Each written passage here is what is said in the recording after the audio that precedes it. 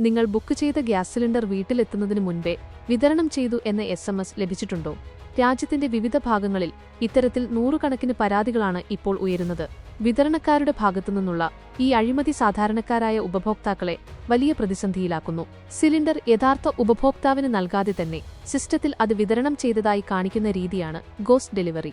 ഉപഭോക്താവിന് ലഭിക്കേണ്ട സബ്സിഡി സിലിണ്ടറുകൾ കരിഞ്ചന്തയിലേക്ക് മറിച്ചുവിൽക്കാനാണ് പ്രധാനമായും ഈ തട്ടിപ്പ് നടത്തുന്നത്. സുരക്ഷയ്ക്കായി ഏർപ്പെടുത്തിയ OTP സംവിധാനം പോലും പലയിടത്തും അട്ടിമറിക്കപ്പെടുന്നു എന്നതാണ് ഞെട്ടിപ്പിക്കുന്ന വസ്തുത.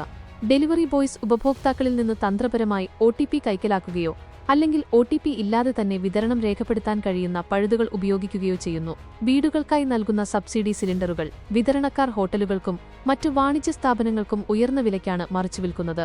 ഡൽഹി, മഹാരാഷ്ട്ര തുടങ്ങിയ നഗരങ്ങളിൽ ഈ പ്രവണത അതിശക്തമാണ്. പാചകവാതക വില വർദ്ധിച്ചുകൊണ്ടിരിക്കുന്ന ഈ സാഹചര്യത്തിൽ കൃത്യസമയത്ത് സിലിണ്ടർ ലഭിക്കാത്തത് സാധാരണക്കാരുടെ കുടുംബ ബജറ്റിനെ പൂർണ്ണമായും താളം തെറ്റിക്കുന്നു.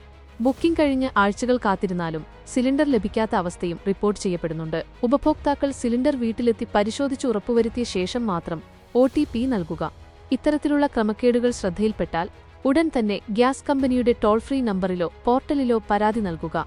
സിലിണ്ടറിലെ സീൽ പരിശോധിക്കാനും ഭാരം തൂക്കിനോക്കാനും മറക്കരുത്.